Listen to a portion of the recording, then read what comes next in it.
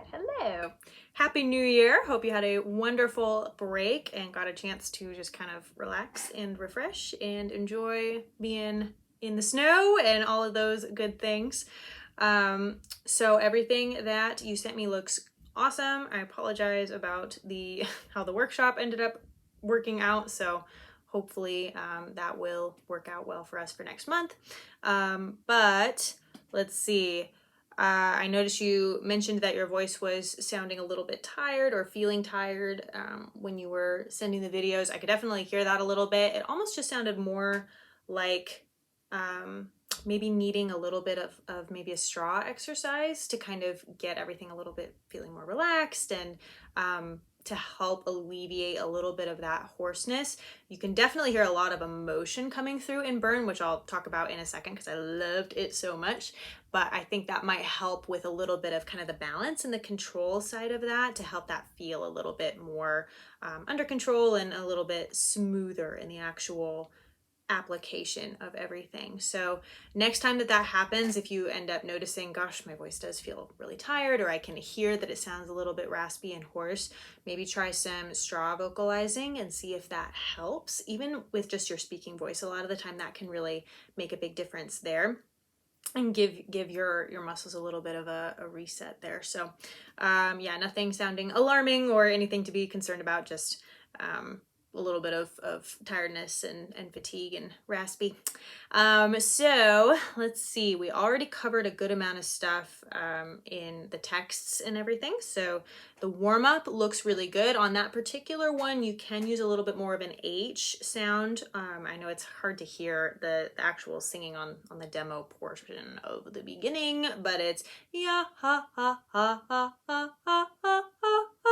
So there is a solid H there that'll actually help so you don't have such an abrupt glottal placement on the yeah, Now, if you want to use it that way, you absolutely can. That's going to be a little bit more challenging with your pitch accuracy and with creating more of a smoother line. The H kind of softens out the approach of each note and gives you a little bit easier job in placing your pitch. But either way, you just want to kind of be aware of what that will be influencing and helping you to work on. The H on all of the notes will help you focus a little bit more on creating a smooth line across the whole exercise and also free you up to focus a little bit more on full body physical coordination. You want to make sure, especially on the high end of the range, that you're having some heavy abdominal involvement there. Don't leave your poor throat to carry the load all by itself. You want to make sure that you're also supporting that with full body coordination there and getting those abdominal muscles helping you out with that breath support for each note.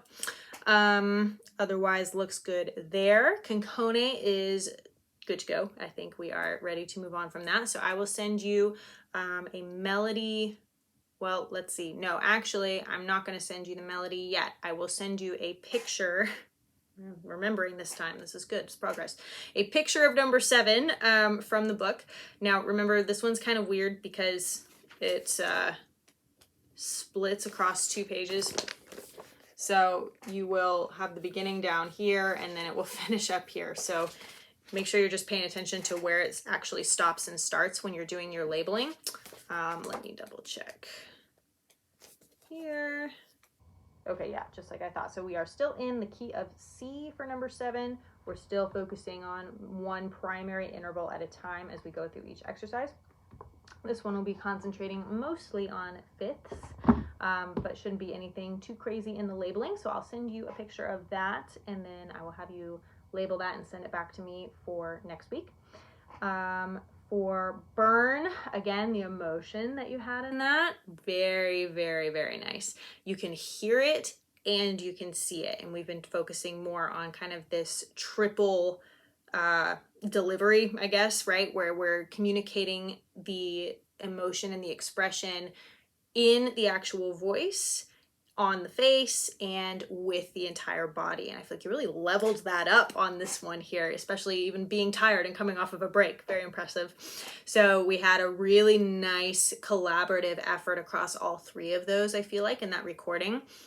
You could tell you were really freed up.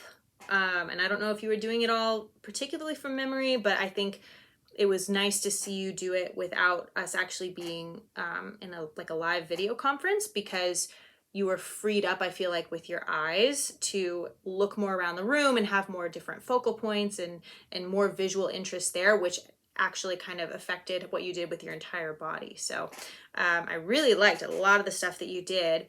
I want you to maybe be thinking if you would like to try out a musical theater competition. I can't remember if we've talked much about that in the past, but I feel like you could do really well with that. It could be a kind of a fun experience.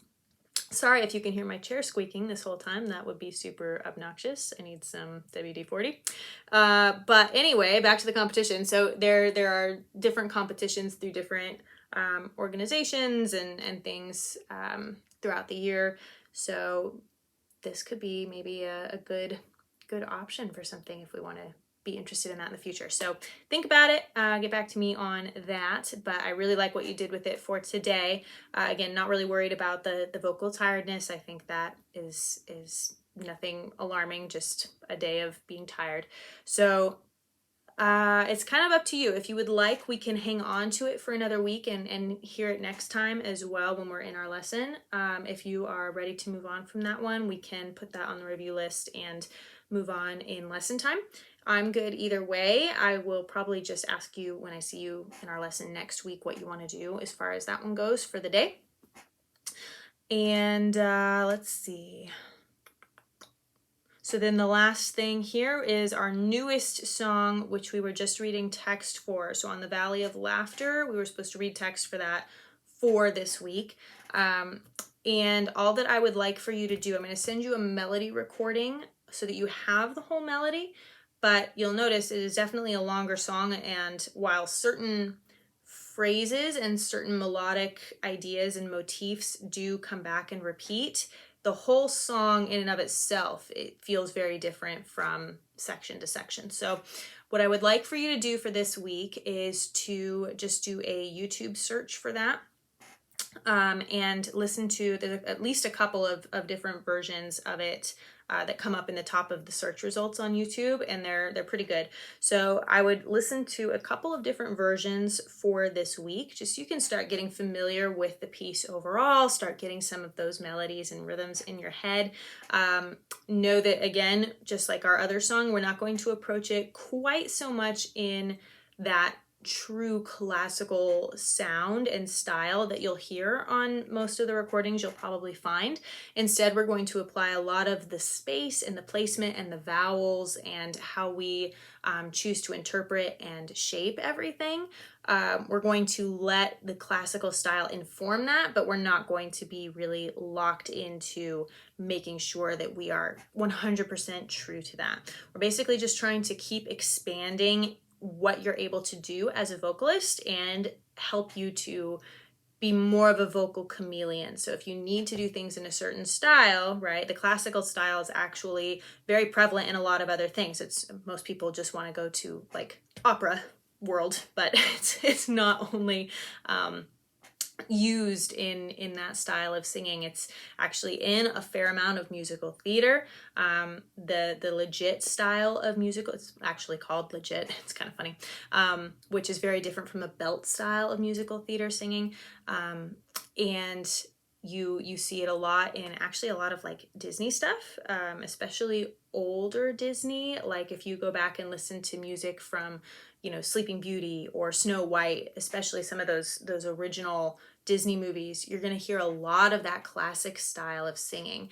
Very tall space, dropped jaw, long vowels, that very smooth tone from top to bottom of the range. Not a lot of belt, not a lot of commercial styling. So that's really what we're going for there. Getting some practice in a style that's not necessarily something that you recognize in a lot of what you listen to on a regular basis, but that you have definitely been exposed to in a lot of different areas and is still very prevalent and a great skill to have as a vocalist. So, la-di-da-di-da. Okay, so all you have to do for Valley of Laughter is start listening to some recordings to get familiar, and then we're going to start working through that melody recording together in our lesson time as well. So you can do as much or as little with that this week as you would like. Just know that that's what we will be spending a good amount of our time on next week. And I think that is everything. So have a great rest of your week. If you have any questions, feel free to touch base and let me know.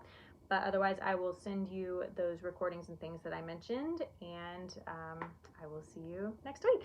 All right, have a good one.